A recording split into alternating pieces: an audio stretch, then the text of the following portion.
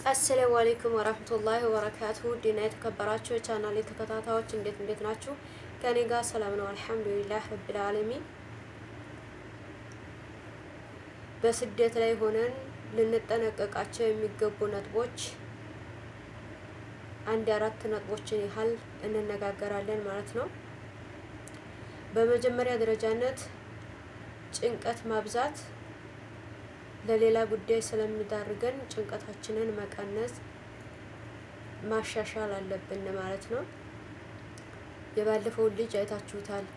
ሰሞኑን በሚዲያ ላይ እየተዟዟረ የነበረ ዱባይ ላይ ያለ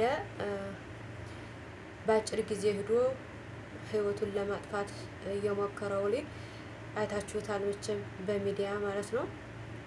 በቤሳ ጅማቱን ሁሉ ቆራርጦ ከጭንቀቱ ብዛት ራሱን ሊያጠፋ ነበረ። ያው ደርሰውለታል። አላህ አሽረው እስከ መጨረሻው ኢንሻአላህ። በሁለተኛ ደረጃነት እያመመን ወደ ሐኪም ቤት አለመሄድ፣ ለህመማችን ጊዜ መስጠት። ይህን በጣም ነው የሚጎዳን ማለት ነው። ምክንያቱም አሞነ በጊዜው ብንሄድ በቀላል ገንዘብና በቀላል መድኃኒት ታክመን የምንድነውን በቃ ዛሬ ይሻለናል ነገ ይሻለናል እያልን ጊዜ በመስጠት ያ ነገር ከባድ ነገር ሊሆንና እኛን ሊያስተኛን ይችላል፣ ወይም ህይወታችን እስከሚያልፍ የሚሆን በሽታ ሊሆንብን ስለሚችል ለህመማችን ጊዜ ባንሰጠው እላለሁ። በሶስተኛ ደረጃነት ከአቅም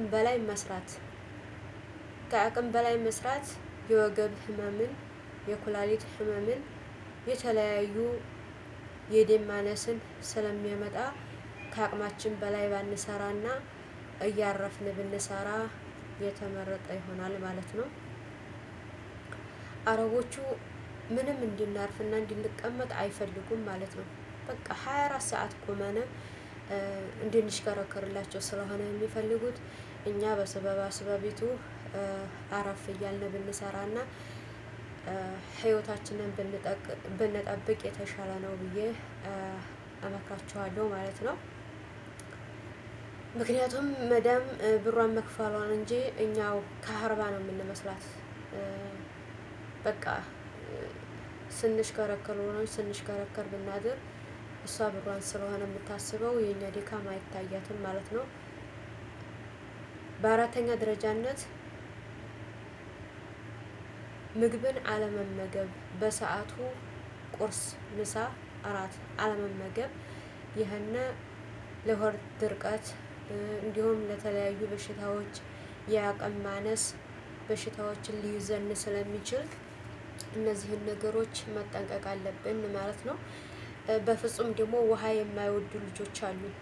ውሃ ይሄን ያህል 24 ሰዓት እየሰራን በሙቀት ሀገር ውሃ አለመጠጣት ማለት ያው በመጀመሪያ የሆድ ድርቀት ሀዛ ላይ ደግሞ ኩላሊታችን ጥሩ ላይሆን ስለሚችል በሽተኛ ከመሆናችን ይቀድም ውሃ መጠጣት፣ ፈሳሽ ነገሮችን መውሰድ ያለብን።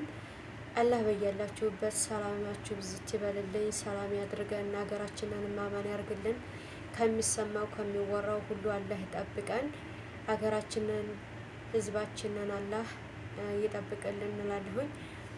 ሰብስክራይብ፣ ሼር፣ ኮሜንት እያደረጋችሁ አበረታቱኝ ውዶችዬ። አሰላሙ አለይኩም ወራህመቱላሂ ወበረካቱ።